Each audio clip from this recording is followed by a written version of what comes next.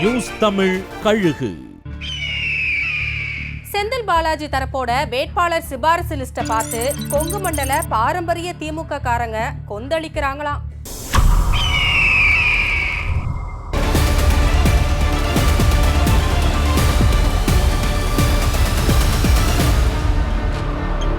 மேற்கு மண்டல திமுக பொறுப்பாளரா இருக்காரு முன்னாள் அமைச்சர் செந்தில் பாலாஜி.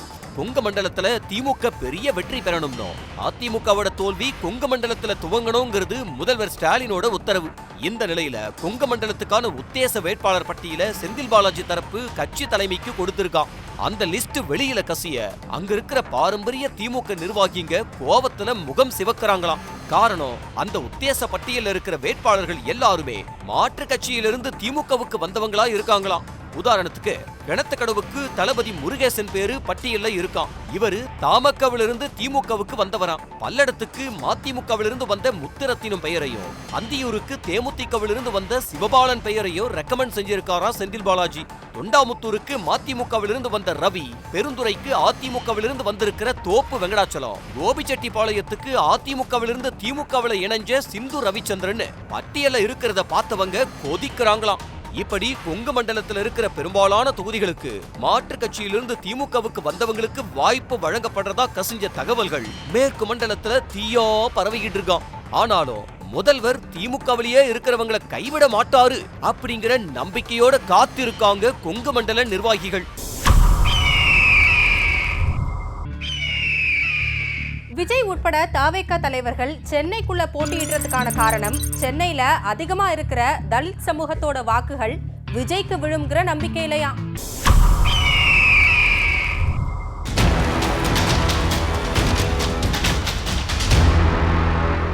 தமிழ்நாட்டுல தலித் சமூகத்தினர் அதிகம் வாழும் மாநகராட்சியா சென்னை இருக்கு.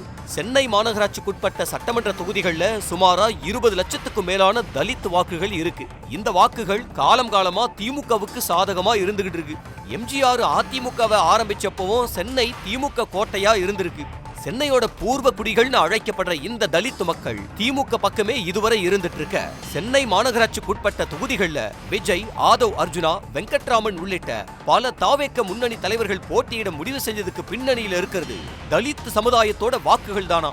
குறிப்பா பெரம்பூர்ல விஜய் களமிறங்க போறதுக்கு காரணமே அங்க வெற்றி தோல்வியை நிர்ணயிக்கிற இந்த சமூகத்தோட வாக்குகளை நம்பித்தானா. ஓபிஎஸ் என்ட்ரியால தேனி மாவட்ட திமுகவில் ஏற்கனவே இருந்த கோஷ்டி பூசல் உச்சகட்டத்தை அடைஞ்சிருக்கான். இந்த சண்டைய அதிமுக தனக்கு சாதகமா அறுவடை செய்ய காய் நகர்த்த ஆரம்பிச்சிருக்கான்.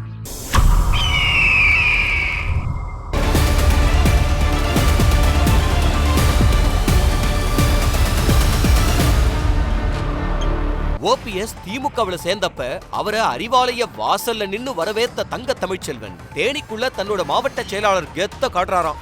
தேனி மாவட்டத்துக்கு 2 மாவட்ட செயலாளர்கள் இருக்காங்க. போடி, பெரிய குளம்னு 2 தொகுதிகள் தங்க தமிழ்ச்செல்வன் மாசேவா இருக்கிற தேனி வடக்கலையும், ஆண்டிப்பட்டியும் கம்பம் ராமகிருஷ்ணன் மாவட்ட செயலாளரா இருந்துகிட்டு இருக்கிற தேனி தெற்குலையும் வருது. தங்க தமிழ்ச்செல்வன் கட்டுப்பாட்டில் இருக்கிற போடி தொகுதியில ஓபிஎஸ் போட்டி போடுறது முடிவான நிலையில தொகுதியில இருக்கிற ஒரு சில ஊர்கள்ல தேர்தல் புறக்கணிப்பு போஸ்டர் ஒட்டப்பட்டு இருக்கு. இன்னொரு தொகுதியான பெரிய குளத்துல தங்க தமிழ்ச்செல்வனோட ஆதரவாளரான சரவணகுமார் தான் சிட்டிங் எம்எல்ஏவா இருக்காரு. இவருக்கும் இந்த முறை சீட்டு இல்லைன்னு சொல்றாங்க. இந்த தொகுதியை மார்க்சிஸ்ட் கம்யூனிஸ்ட் கட்சிக்கு திமுக ஒதுக்கும்னு ஒரு பேச்சு இருக்கு. ஆக தங்க தமிழ்ச்செல்வனுக்கு சாதகமா இந்த 2 தொகுதிகளும் இல்லாம இருக்கிற நிலையில கம்பம் ராமகிருஷ்ணன் கம்பம் தொகுதியை தாண்டி வெளியில வராததால ஆண்டிப்பட்டி தொகுதியில தனிக்காட்டு ராஜாவா இருக்கிறாராம் சிட்டிங் எம்எல்ஏ மகாராஜன். இந்த முறை ஆண்டிப்பட்டி தொகுதிக்கு ஓபிஎஸ் தான் மகன் ரவீந்திரனுக்காக சீட்டு கேட்க, அதே தொகுதிக்கு தங்க தமிழ்ச்செல்வன் தான் மகன் நிஷாந்த் குமாருக்கு சீட்டு கேட்டு மல்லுக்கு நிற்கிறாராம். கிட்டத்தட்ட 2 தேனி மாவட்ட திமுக செயலாளர்கள் எதிரும் புதிருமா இருக்க, இதை தனக்கு சாதகமா பயன்படுத்த பாக்குதான் அதிமுக. ஓபிஎஸ் எதிர்க்க பல பேரை பரிசீலிச்ச எடப்பாடி கடைசியில போடிய கூட்டணி கட்சியான அமமுகவுக்கு கொடுத்து தினகரன் மனைவி அனுராதாவை களமிறக்க திட்டம் போடுறாராம். போட்டியிட அமமுகவுக்கு விருப்பம் இல்லைனா ஆண்டிப்பட்டியில அனுராதாவை நிக்க வைக்க முயற்சிகள் நடக்குதாம். அதிமுகவுல புதுமுகங்களுக்கே வாய்ப்புன்னு இபிஎஸ் எடுத்த முடிவுக்கு பாஜக டெல்லி தலைமை ஒத்துழைக்கலையா. ஓவர் ரிஸ்க் வேணாம்னு எச்சரிக்கிறாங்களாம்.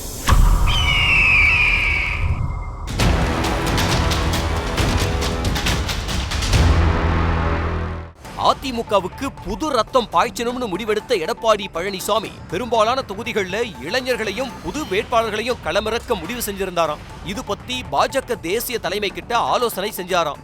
ஏற்கனவே பல முக்கிய நபர்கள் கட்சியிலிருந்து வெளியேறின நிலையில புது நபர்களுக்கு வாய்ப்பு கொடுத்து இருக்கிற கட்சி சீனியர்களோட எதிர்ப்பை இந்த நேரத்துல எதிர்கொள்றது வெற்றியை பாதிக்கும். ஜெயலலிதா காலத்து எம்எல்ஏக்கள் ஏற்கனவே தேர்தலில் நின்னவங்க சீனியர்கள்னு வாய்ப்பு கொடுங்கன்னு அமித்ஷாவே எடப்பாடி கிட்ட சொன்னாராம். இதனால 10-15 பேர் வரைக்கும் அதிமுக வேட்பாளர் பட்டியல்ல புதுமுகங்கள் இருக்க வாய்ப்பு இருக்குன்னு பேசிக்கிறாங்க.